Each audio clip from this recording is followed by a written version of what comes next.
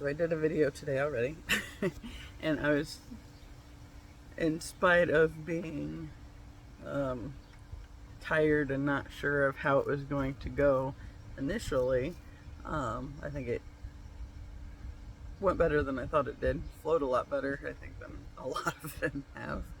Um, Although the first one did not. I had to restart. Yeah, it was the third time um, that actually went well. But I went home, walked the dogs, and then went to the bank, and then I went ahead and was watching the video to make sure everything panned out okay. And I pulled some cards while I was there, and it, honestly, like when I first got the cards, as they were, or I pulled them and they were sitting on the desk looking at me, it's like I feel like this is a great big pat on the back for actually doing what I feel like I'm supposed to be doing. And then I read the cards, the guidebooks for them. It's from the Angels and Aura deck by Radley Valentine and Dougal. I forgot his name already.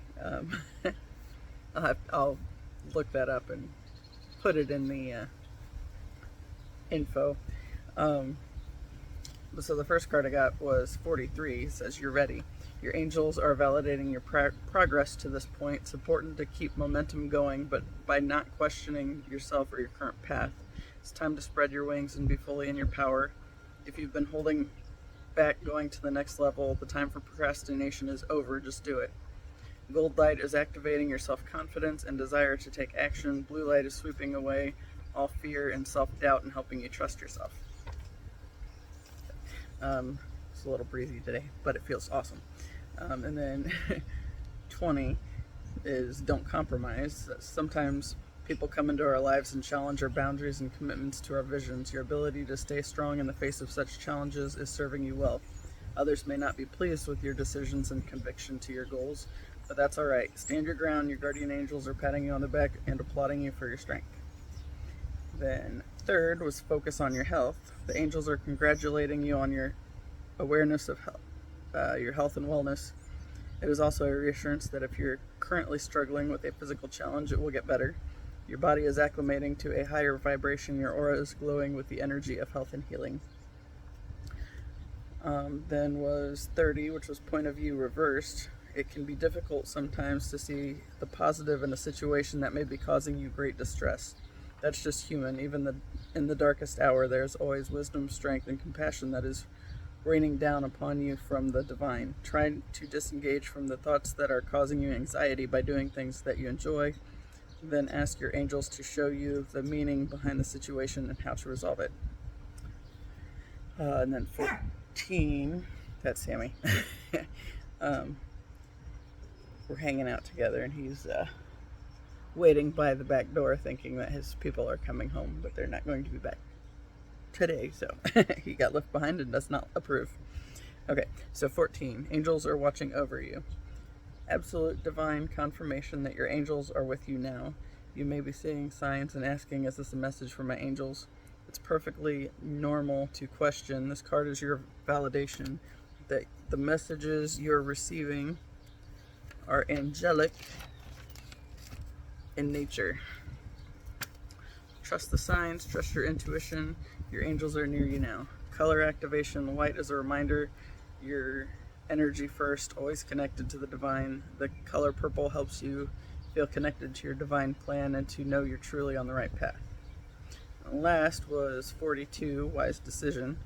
The angels are saying, yes, this is a brilliant choice. You've listened to your heart, your intuition, and the message from the angels and spirit guides. You're not fooling yourself. This is really the direction you should follow. A lack of certainty or confidence is not a no. You're allowed to be a work in progress, but still move forward. Don't let fear or insecurity hold you back. You've got this. And if this next step is a bit outside your comfort zone, just know that the angels believe it's for your highest good and growth. Take a risk, get excited, get organized, check the details, and proceed. White is providing clarity and perspective. It's a nod of assurance from the divine. Black is grounding you into your reality and affirming you are headed in the right direction. So then, came over here to hang out with Sammy again, who's over there yelling at the door. He knows I'm down here.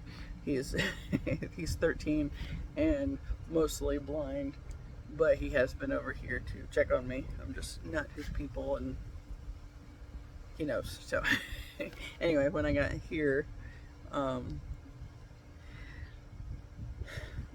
sometimes I will look at the time, and it's like, I wonder if there's a message there, and I'll pull up this angel number app that I have on my phone, and today's was going right along with those other messages.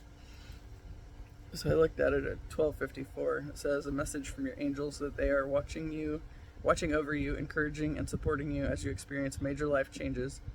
These changes are most positive and in accordance with your divine life plan and path. The hard work you have been doing has manifested new opportunities and changes in your life that will rapidly advance you along your divine path and soul mission.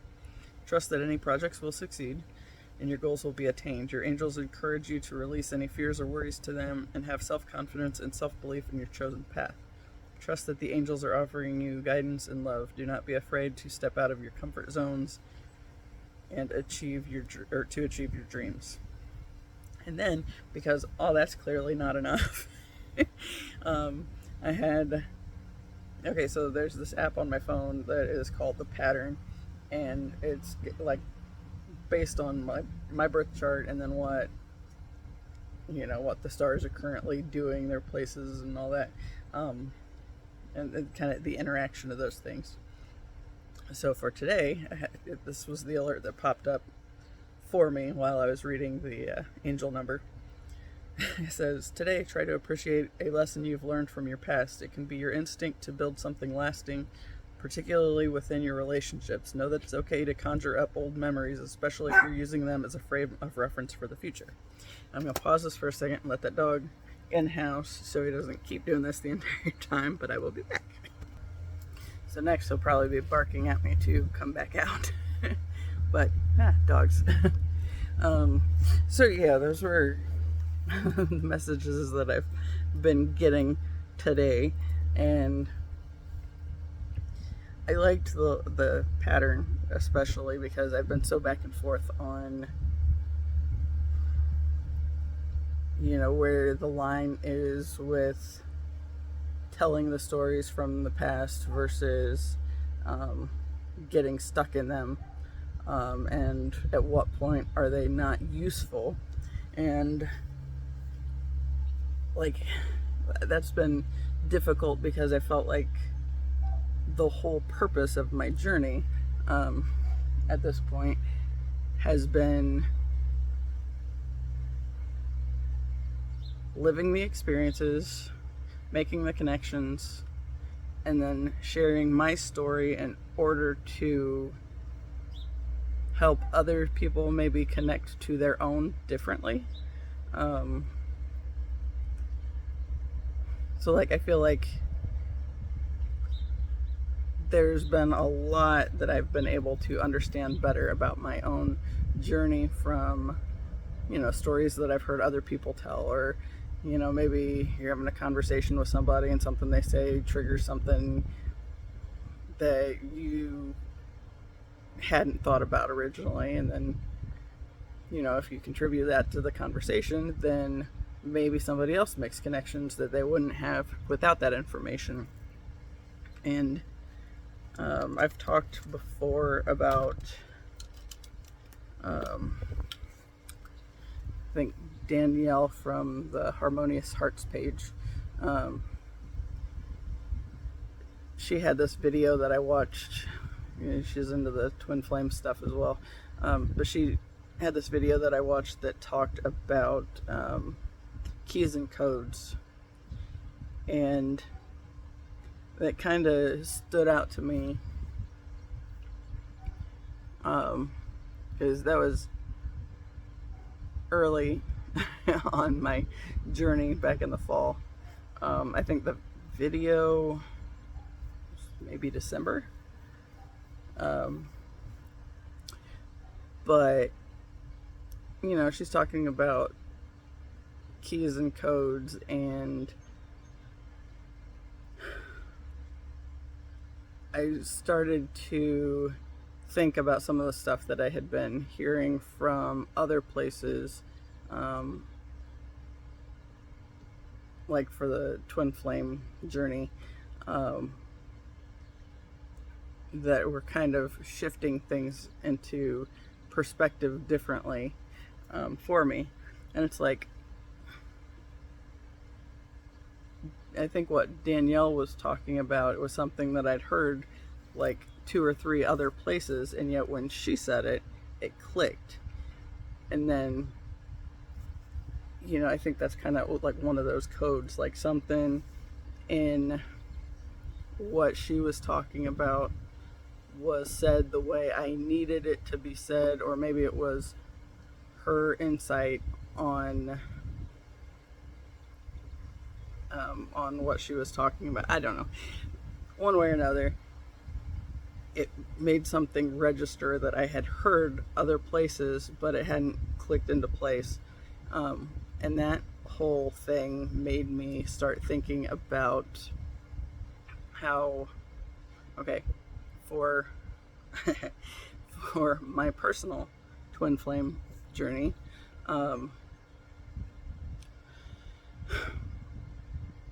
when I started the YouTube stuff, the entire motivation behind it was, how would he ever find me if I didn't?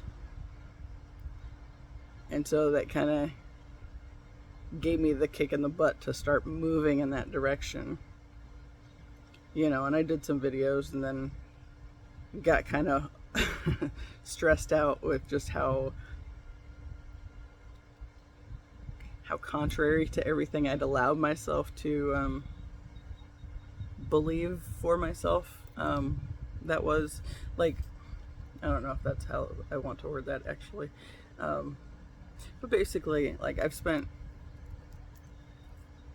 much of my life with that voice in my head saying, speak your truth, use your voice, speak up. And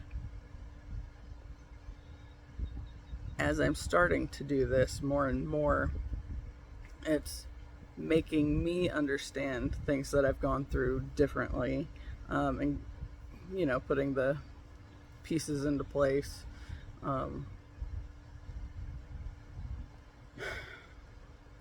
And I'm realizing that I think if I would have started a lot earlier in my life on doing that,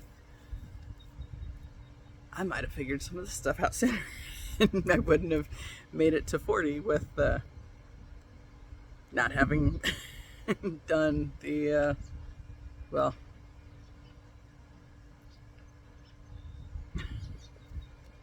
a whole lot of not much. You know, when I went and got like all these piercings,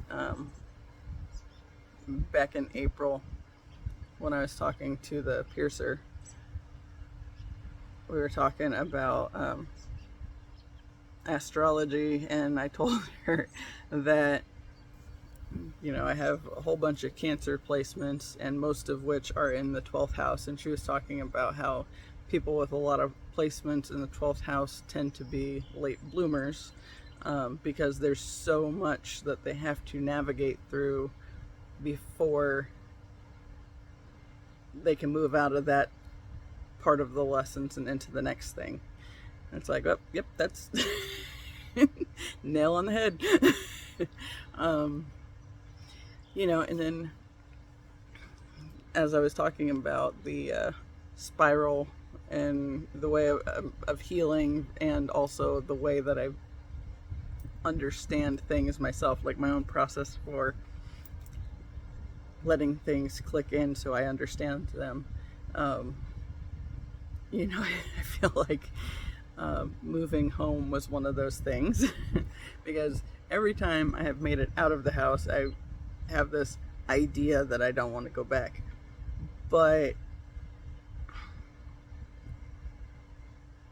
it hasn't been real successful, and I've been keep having to go back because there's still stuff that I'm having to process through and navigate through. And then, of course, setting and maintaining boundaries with my parents as far as, what I'm not willing to allow into my life on, like, just whether it's conversation topics or whatever.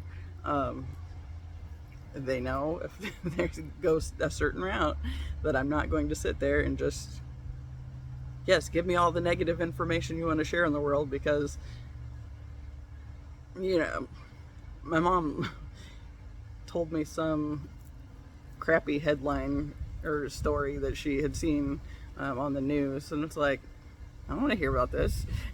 And she's like, she got an attitude with me about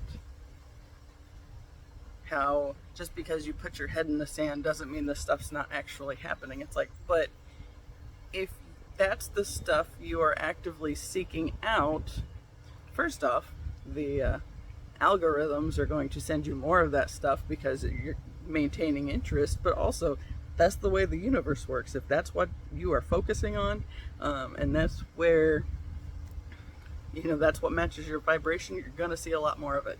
And I don't want to see a lot more of it. I would like to live in a world that's better than that.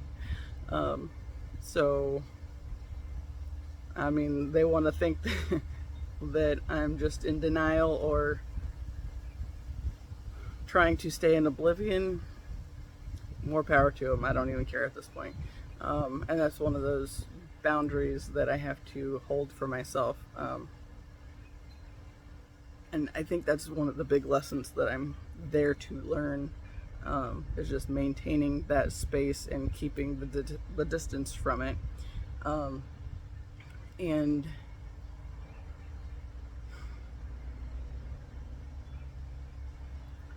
trying to put myself in a more positive frame of being, just because I don't want the negative stuff anymore. I want my life to improve. I want better things, more of the beautiful sides of, life and what can be, and not the worst of the worst that's out there. I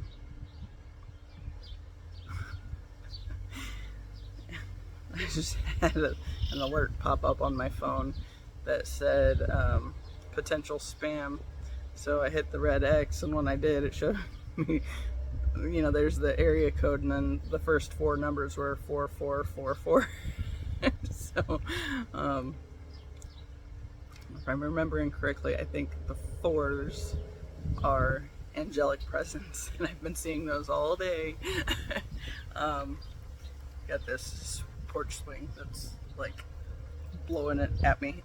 It might hit me before I'm done, but oh well, it's breezy and it still feels awesome. Anyway, so I've been seeing fours all day. So I'm on the back of a truck on a phone number, and had them popped up a few other places, and it's like, just there's 4 fours. So I think I'm onto something. And that goes along with that dream that I've talked about before, when I took the break from YouTube and then had to come back to it. And so I had this dream where I'm in this bathroom stall, and there's a girl outside of it sitting on the floor, and she said that I don't remember exactly how it was worded now. It's probably in this notebook that I have next to me. But she said, you need to start sharing the story that you already have to share, and then more of your purpose will be revealed. It'll take some time to gain momentum. Let's see if I can find it.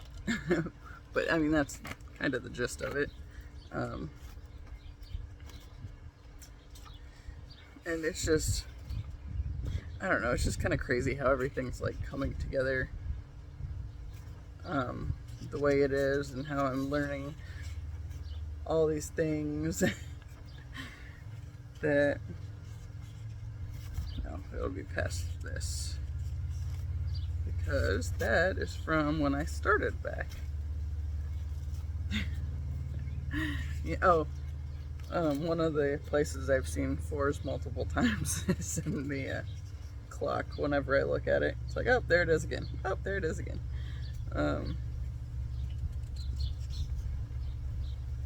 Two.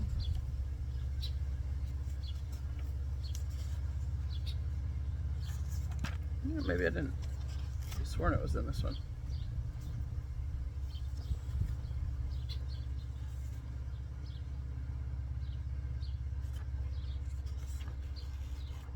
Maybe not.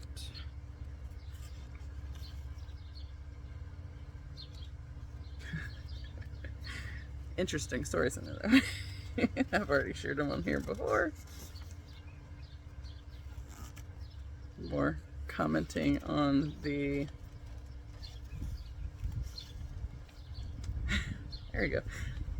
That's probably why I just went through this. And just flip to this this part that says, when the time is right, you won't be able to miss what it is you're meant to do. Until the inspired ideas come through, just be. Yeah. So back to that keys and codes thing. So starting the YouTube thing, as traumatic as it was initially, it was the whole reason I was able to choose to do that was because I realized that in order for my twin flame to find me, I would have to start using my voice and putting myself out there, because otherwise, who am I? And there's my twos. And that was what started it. And I've said many times before, I went live on Instagram for a whole minute and cried afterwards because it was such a traumatic experience, and that was such a big release just to get the first one out of my system and be able to move beyond it. And then, it started to get a little easier when I was doing them, but I still felt like I was living in the old stories. It's like, well, I don't feel like that's what I'm supposed to be talking about all the time. But at the same time, there's still lessons in those stories that I feel like I'm supposed to share, and that will eventually find the person that needs to hear something from them.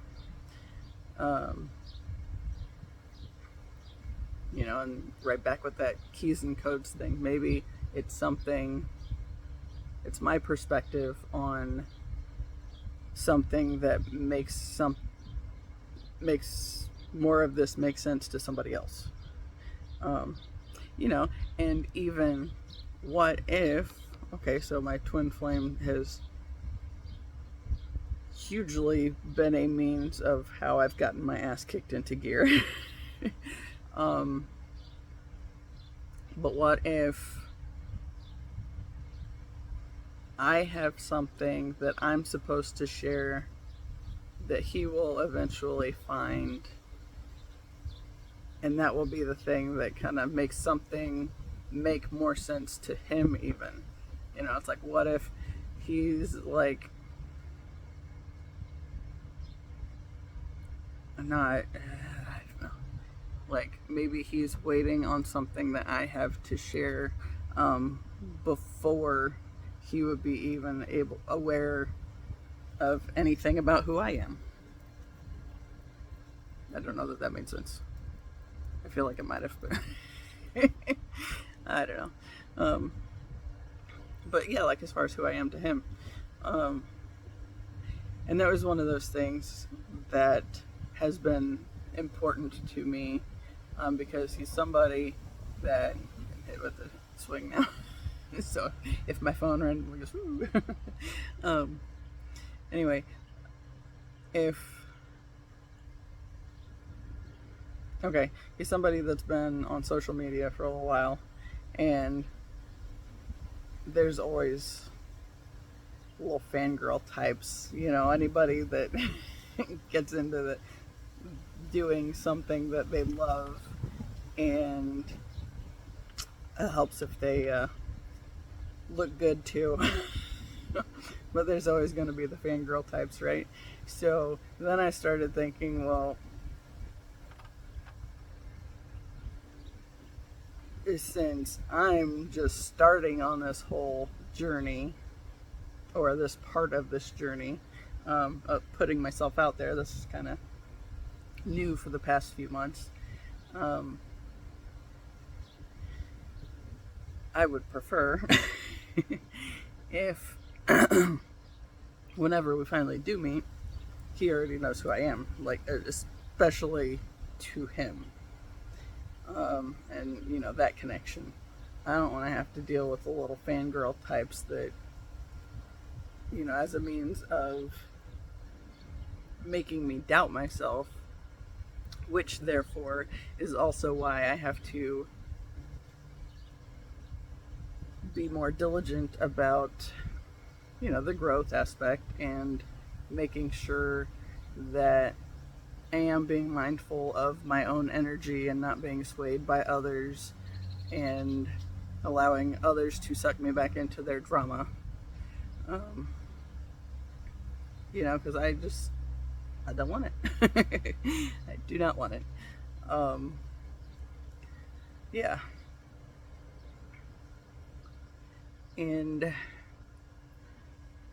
I really liked this thing that from the pattern today, where it's talking about it's okay to conjure up old memories, especially if you're using them as a frame of reference for the future. It's like, that kind of makes sense, because I feel like when I started telling the stories back in the fall, it was mostly from a place of negativity, because that's what I had spent most of my life knowing and getting sucked back into, and staying there. And it's been a very tedious journey trying to conquer that, and not have that be a thing I do anymore. So yeah. And I definitely improving, which, as long as you're making the forward movements and trying to improve, that's still huge. And when I took that break, I am disappointed that I took all my videos down now. And I think they were only like, I think they were less than 10. But, there were a couple of them that had like 91 views, which, not much. But I needed it to start slow, because that was still overwhelming for me. I think I've mentioned it here too, like the first, when I was doing it back in the fall, I had like 3 people subscribe to my channel, and my cousin was like, well, that's gotta feel good. And it's like, I don't know, it's terrifying. I don't know what to do with that. I don't know how to do anything with that. Because that whole using my voice thing was always a problem, and something that I struggled to do. And now that I'm actually putting actual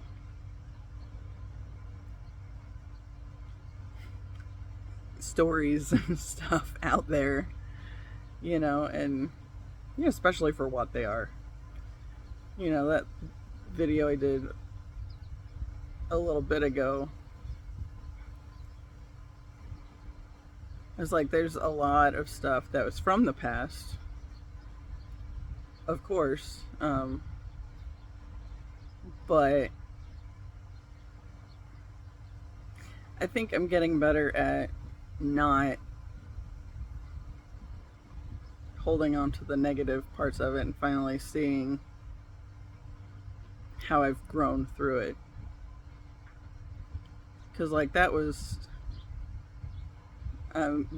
just all that garbage, the rumors that were spread for so long. It's like, that was agonizing. And, you know, I spent a lot of time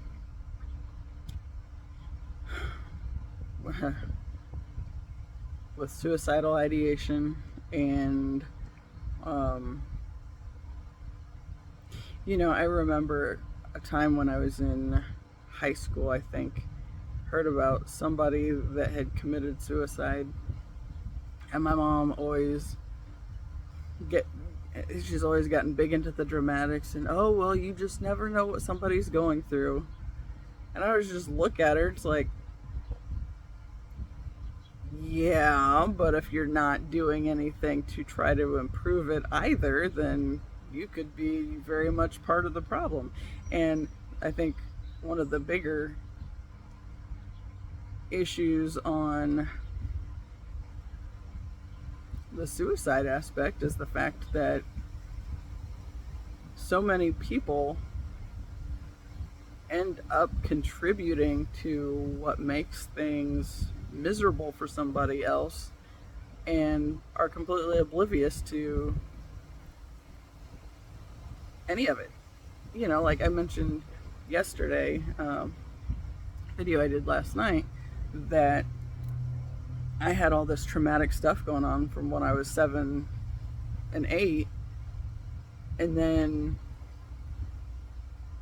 my parents made a big joke out of the fact that I went from being daddy's little princess to daddy's little farthead, and it's like, that didn't help. It's like I was going through some seriously traumatic shit, and you're just piling it on and not even aware of it because you don't see how what you're doing is. I mean, obviously they didn't know what I was going through at the time anyway.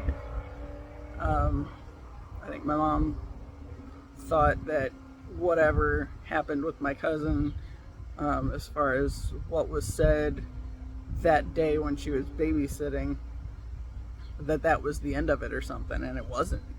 You know, that followed me my entire grade school career, and then showed back up when I was in my 30s. So, yeah, you never know what somebody's going through, but at the same time, you don't have to contribute to the problem by being an asshole. Even if you don't necessarily see yourself as being an asshole in that moment. You know, and I think that's one of the bigger parts for my journey that I've been on, has been for the sake of seeing how people get to that desperate state of not wanting to exist anymore, and trying to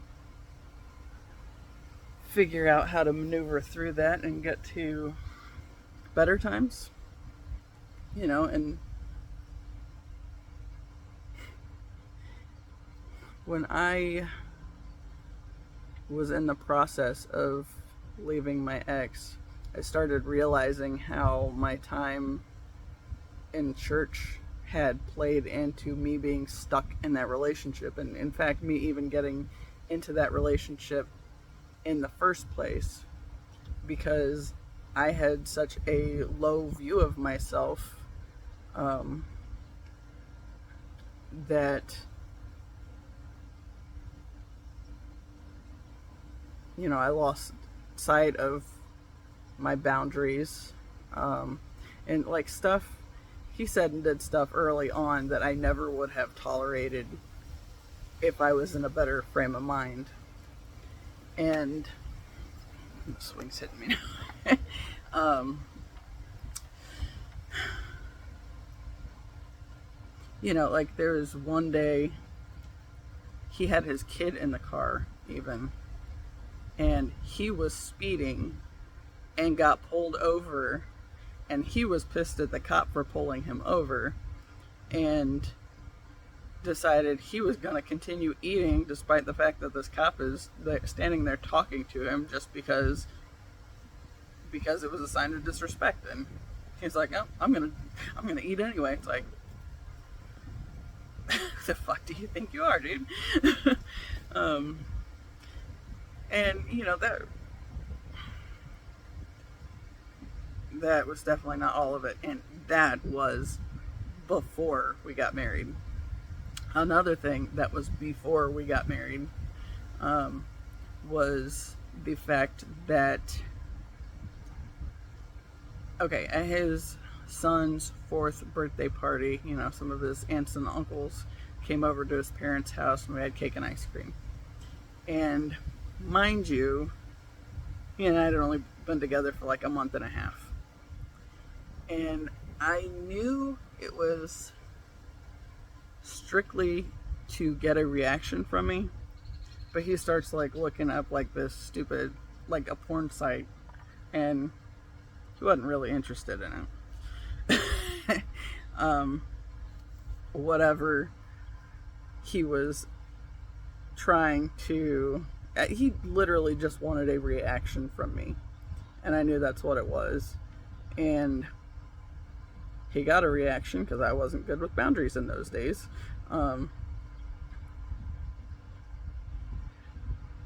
Just, I don't know, just as far as telling him he was an asshole or whatever, but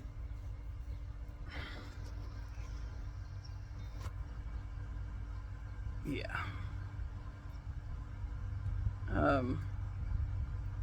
You know, but this is his kid's 4th birthday party. His kid was not nearby to see what was on his phone, but I also, you know, with later information that came up during the custody bullshit, you know, the stuff he'd done with me that I knew was just for a reaction.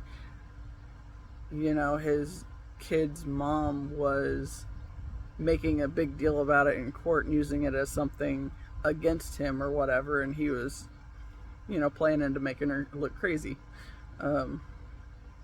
which she did that on her own pretty damn well, unfortunately. Yeah, and that was just an unfortunate situation all around. Those two never should have had a child together.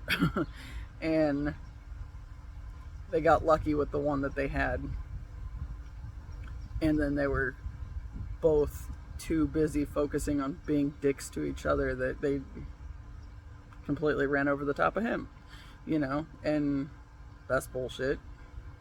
So, as I've said before too, I think I was there to show his son that there is another option rather than just being doomed to be like his parents turned out, you know, and also to help his brother with the stuff that he ended up getting sucked into, all because of his bullshit. Not the brothers, my ex.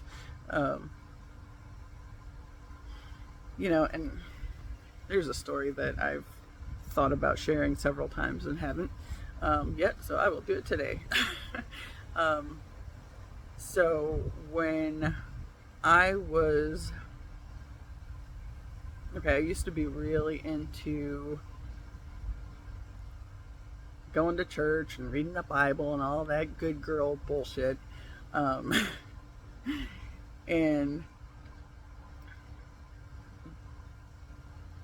there was okay, the Book of Daniel was like my favorite, and I'm going to try to figure out how to navigate through telling the story to cover the details that are important. I don't know. I don't know. I think that's a bigger part of why I've not shared it to this point. I just kind of, there were these things that happened that were kind of like things like on a board where you're putting ideas and compiling notes for your story or whatever. So there's this book in the Bible that I loved, and the stories in it that I loved, or at least particular aspects of them. And I went to seminary. Anyway, so there's this whole thing that I didn't pick up on because I was so focused on this one side of the story. So his kid's mom had the screen name that was like Abednego, however you say that. I was in seminary, and it took going back to the keys and codes, it took one of his aunts or uncles to say something in a particular way, and then all at once I was like, holy fuck, I understand this now.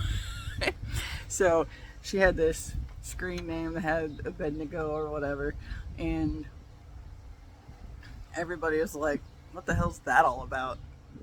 So on the day it made sense. Oh my god. Lots of things came into clarity. So the story that I liked so well, or one of them, actually it was a different angle, but it was clearly the same story once I realized it. She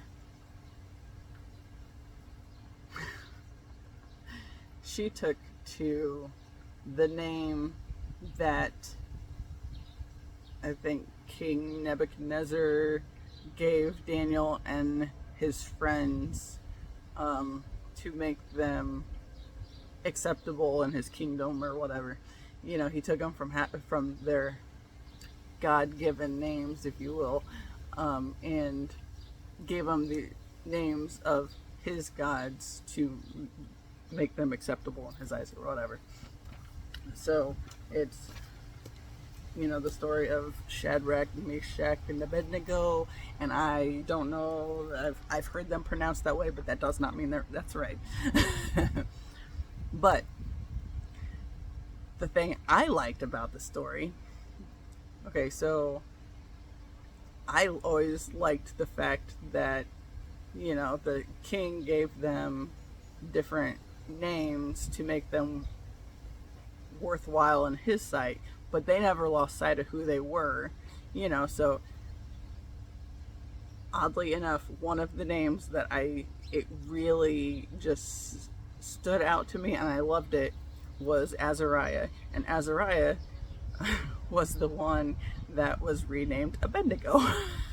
So it's like the connection that I finally made when I was, or that day when I was talking to my ex-in-law relatives was, and I even use this for the court stuff, you know, she was so fixated on what the world was making her into that she lost sight of who she really was. And because she lost sight of who she really was, you know, she allowed my ex to basically play her like a puppet, because she just go right along with, you know, he's fucking around on this end, and she gave him a reaction, and he just wanted the reaction, you know, and she gave him the reaction, he got what he wanted, she didn't get what she wanted, she just looked like she was off a rocker. And you know, I always loved Azariah, because I don't know why that name particularly stood out to me back then, but well, I do, because it was lining me up to make this connection to the story. but like that, I feel like that's always been my purpose on this journey of life, is to figure out who I really am and gain clarity in that, and not allow whatever the world or anybody else says to make me be somebody else. And she was just going right along with all the stupid bullshit. It's like when, okay, I had to put, well, I opted to be the one to put together the stuff for his court bullshit, not because I wanted to help him out so much as I saw his brother getting run over and I wanted to help him out. Because he didn't deserve anything he got. My ex, somebody could have decked him, that'd be okay. But then too, everybody has a reason for getting to where they are. Just a lot of people lose sight of who they truly are at the core, because they get swayed by what the world is putting out there on them. And yeah. Oh man, when I finally made that connection, I was just like, oh, what? Oh yeah. But yeah, I watched her because, okay, so I put the stuff together for the court case, and because I knew it inside and out as well as I did, because I knew where the pieces fit, as per earlier. I ended up, she was up there for 7 hours, mainly because my ex's attorney and the DCS attorneys were like, just put her in front of the judge. The judge will see why this is a problem, and then I was put up there. I was the second longest person on the stand, and I was up there for 4 hours. So there again, 4 and 7, those are big numbers, and there's 47 on my clock as I'm telling the story. So I was up there for 4 hours because I knew it inside and out. I knew how all the pieces fit together, and I could kind of, the attorney helped me navigate through the timeline with the relevant information as was relevant. And like, I had all these documents that were on a flash drive that we had over at his office, and at one point, okay, not at one point, I think we did it like 2 or 3 times, my parents and I would go back over to the office to have something printed out to give to the attorney, as evidence. It was all documented and put together in one place. And after I got my TBI and I was doubting myself, I think that's probably part of why I had the TBI before the court case, because the court case forced me to step up. And it wasn't just for my brother-in-law, because at that point, she sent out this protective order that was all, there were like 2 things on it that were kind of based in truth, and she just like spun them on their head. And I could see what she was doing. I could see how it all fit together. And in spite of the traumatic brain injury, I was able to make the connections and put this all together. And one of the big things that happened was when the sheriff showed up to serve my ex with this paperwork, and he says, "That sounds like a really evil woman." Not evil, just very misguided and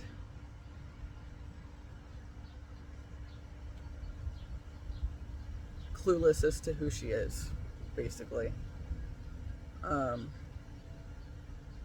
But I was on like all sorts of anxiety meds and depression meds and stuff like that, because like after the TBI, that stuff all got worse. And then as soon as we got the protective order, and I saw my name all over it, it's like, I was getting ready. Like, I remember I went into the bathroom and I was getting ready to take my anxiety meds, and I just looked at myself in the mirror and was like, there is a very real problem here, and it's not going to go away until it is dealt with. And that was the day I stopped taking like any meds for a good while. I've taken some here and there and since then, but not those same ones, not for the same things.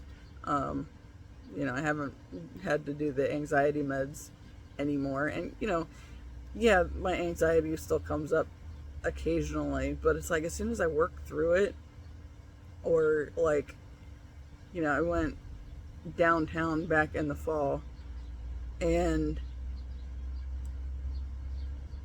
I was at the fairgrounds for something, and I went knowing that I needed to be there, and the entire time I was on my way, it's like, I am safe, I am protected, this will be fine. But like everything in my life is, my family likes to focus on all the negative things and like the bad news that's out there. So that was something that I had to contend with. So it was starting to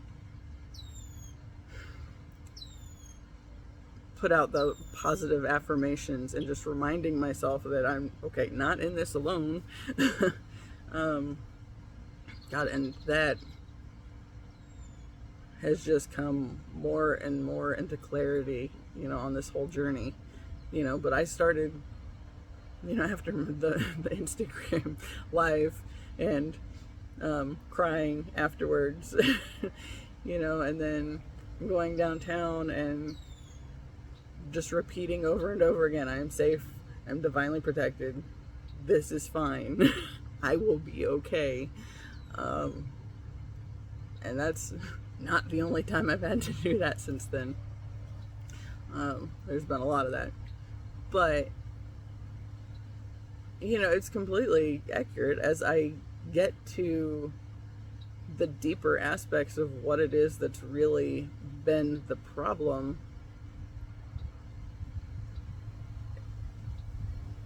I'm less anxious, and I feel a lot happier and more at ease within myself and my own life, and that's been huge. Yeah,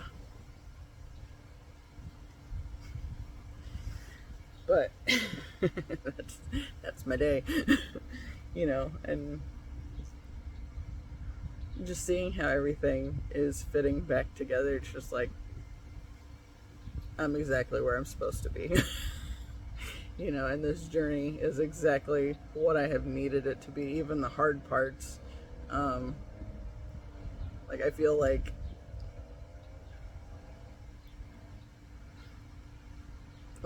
I hated the whole, the whole custody battle, because I knew that neither one of them was good for that child at that point in time. And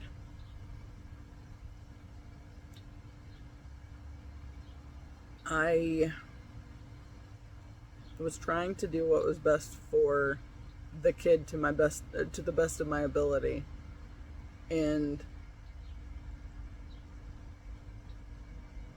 I saw that as being with his dad, because his dad was so focused on how he looked to anybody else that it didn't matter how he was as a parent per se. It was the fact that if the court says this kid has to be in therapy, that kid was going to be in therapy just from the fact that he was trying to look better than she did. And granted, she had set that up so she did not look very good, and all I did was put the pieces together and organize them in a way where the judge could see what was actually going on. And thank God we got his brother cleared of anything that he was accused of. But that's still, he loved his nephew and then got shat upon, and there's no easy mending that. That his uncle was probably one of the best people to be in his life, and because of what came up that was all based in falsehoods, that's not an easy remedy. Just because it's not easy does not mean it is not possible, though. So that's also important. Yeah. I think that's enough for now.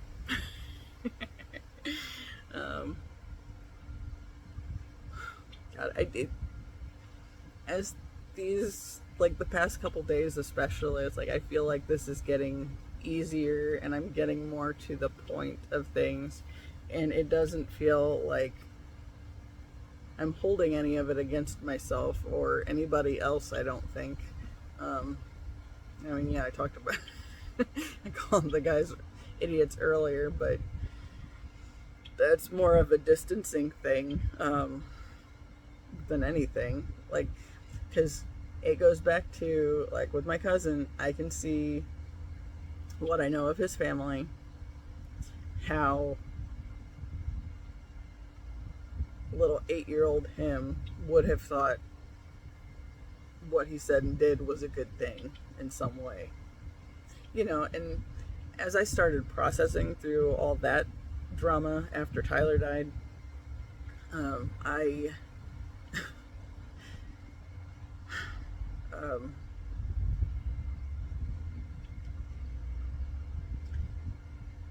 it was so weird.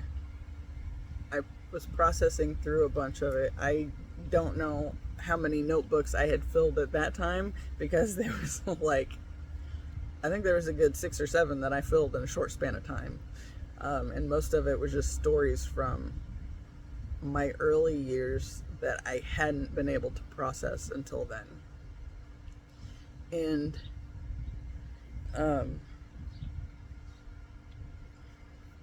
after I started processing it and releasing it from my system, not just holding on to all of the layers of apathy and whatever it was. Out of the blue one day, my cousin sends me a message to apologize in case he had ever been a dick to me. And I didn't even respond right away, but I was really floored that it even came up at all. And I told my mom that he had done that, and she's like, well, maybe you should give him a chance, and a chance that he actually did mean it. And it's like, you know what? I can do that, but not before I tell him what that did to me. And I had these big long messages that I sent back to him about how how much what he had said and done had fucked me up for those early years. And it was a whole lot of stuff, and he didn't see it for like 3 or 4 months And then he went back into it, and I get back this, I don't remember any of that. It's like, yeah, you probably don't. A, because you haven't had to worry about processing anything, because I've been the one that's been stuck with all this bullshit. And, you know, it was stuff that got dumped on me at a young age and during a very difficult time. But it was also on me to choose to do the healing work to unload it. But it was just so weird because it was literally after I'd spent a decent amount of time processing through the stuff and making some of the early connections that I made, and then he just comes out of the blue and apologizes in case he was ever a dick to me. It's like, you know you were a dick to me. You might not necessarily know all the ways that played out, or the connections to, like, the story I told earlier with the guy that wanted to think that I was easy, so he could get some experience, and how that turned out, you know, and, you know, with me on some dude's hit list. And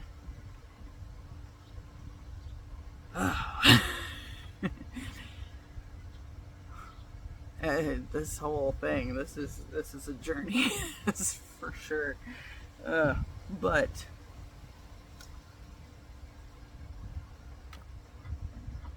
you know, I'm seeing how I've grown and ways that my story could potentially help other people, whether they're going through something similar or something completely different, but the feelings are still relevant. You know, it's all connected. So yeah, on that note, as always, I appreciate you, whether you made it this far or not. And until the next time, which might be later, who knows. See ya.